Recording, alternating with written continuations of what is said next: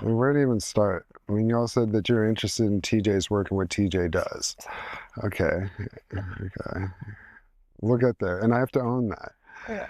Um, so Shiatsu, Shia means finger, Tsu means pressure. So Shiatsu means finger pressure therapy. That's the literal definition. Shiatsu as a practice started in India with Ayurveda.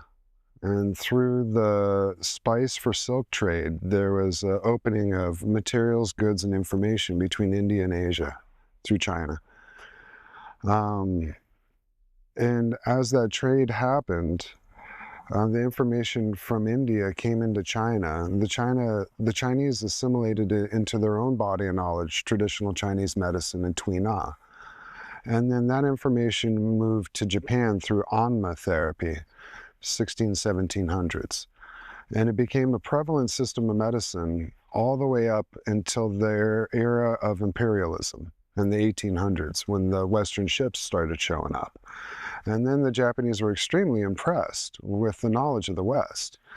The Asians had models of physiology that were proved wrong by the systems of the West. And there was treatments in the Western medicine that the Asians were very impressed by. So they largely let go of their traditional ways and adopted Western medicine. And that went until World War II. And then they said, wait a minute, maybe these people aren't as cool as we thought. Us versus them. And there's an era of nationalism, which potentially we're moving into again nowadays in present political arenas. But regardless of any modern day political commentary, historically in World War II, nationalism was given rise to, and the Japanese wanted to reclaim their roots.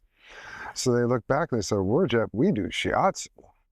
And they started to reform Shiatsu schools. And they started to integrate Shiatsu once again back into the national level of healthcare. And there was a huge rebirth in Shiatsu from the 1940s to the 1970s, 1960s, when Ram Dass and Timothy Leary and all those guys started dropping acid, and they started to have mystical experiences. And they were looking into the literature around mystical experiences in the West, and they didn't find very much. Or at least they weren't satisfied with what they found. So they went to Asia to try to hopefully find something more. And some of the hippies, which I'll call this group of people, ended up going to India, and they found Indian saints. And some went to China, and they found Chinese saints, Tai Chi Qigong masters. And some went to Japan, and they found Zazen. And they found all sorts of different Japanese masters. Inclusive of this were the Japanese Shiatsu masters. And some of these Westerners that found the Japanese Shiatsu masters said, oh, you guys, come back with us. So there was three main Japanese Shiatsu masters that were discovered and brought to the West. There was Ohashi, Namakoshi, and Masunaga. I am of the Masunaga lineage. Ohashi was a dancer.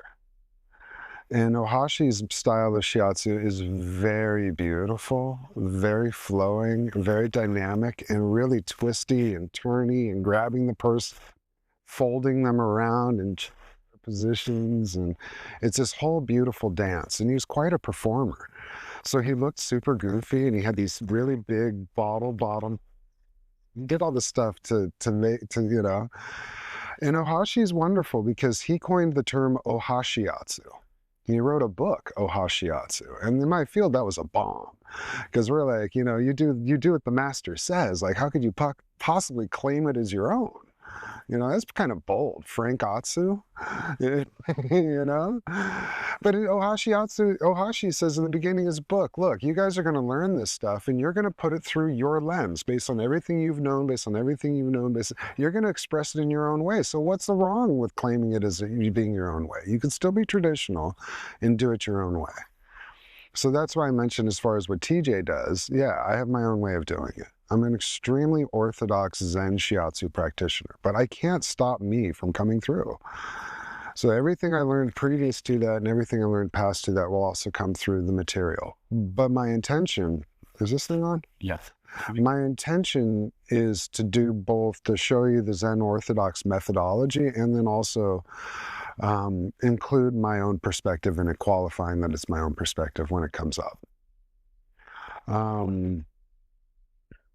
Namakoshi in Japan, of the three, was the most important.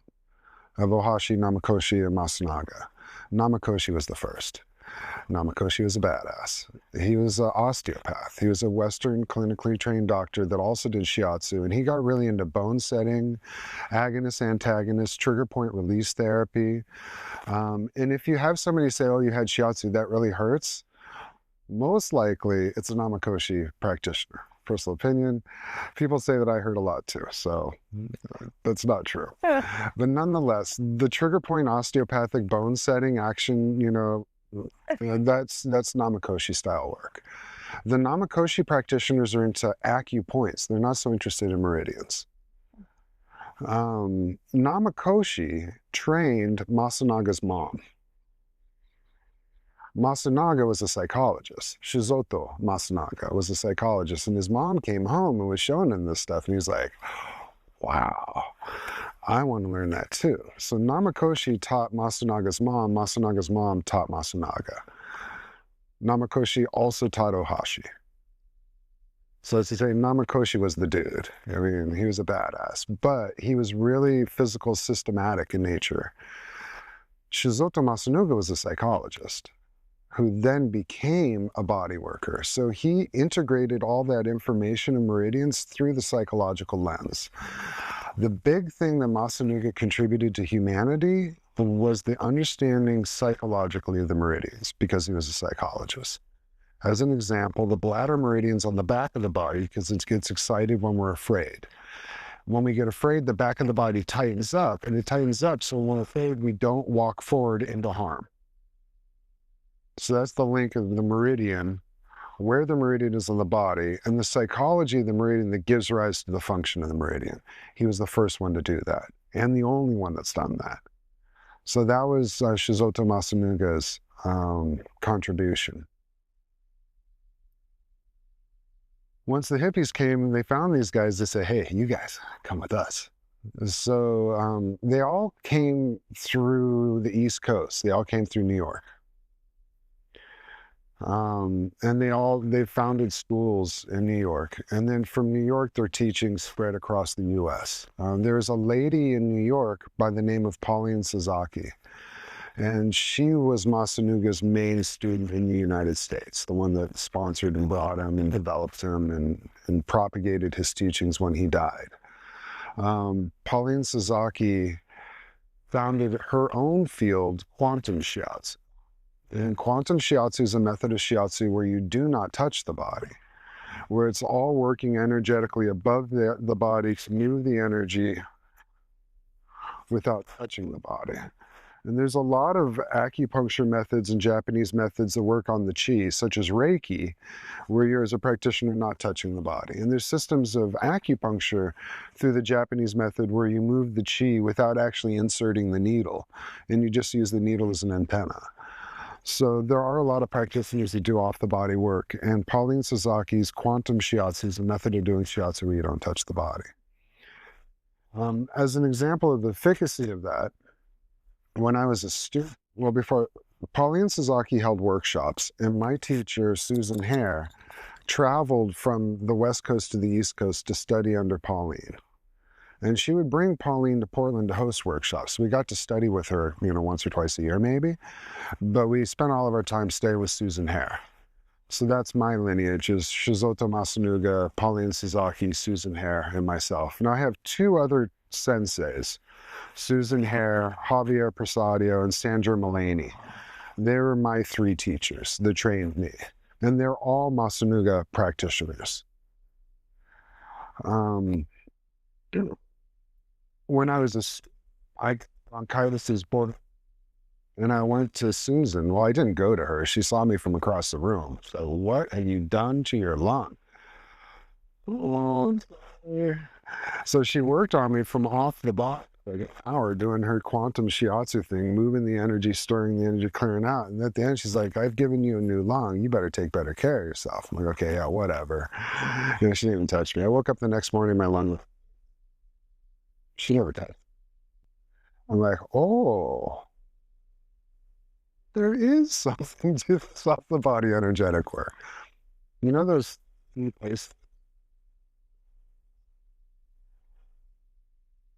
look at those posters until they could tell her what the image was before she would train them. You know, they had to be to blur their eyes in such a way, you know, to develop that third sense perception. I mean, she was out there. She's since passed away probably 10 or 15 years ago now, Pauline.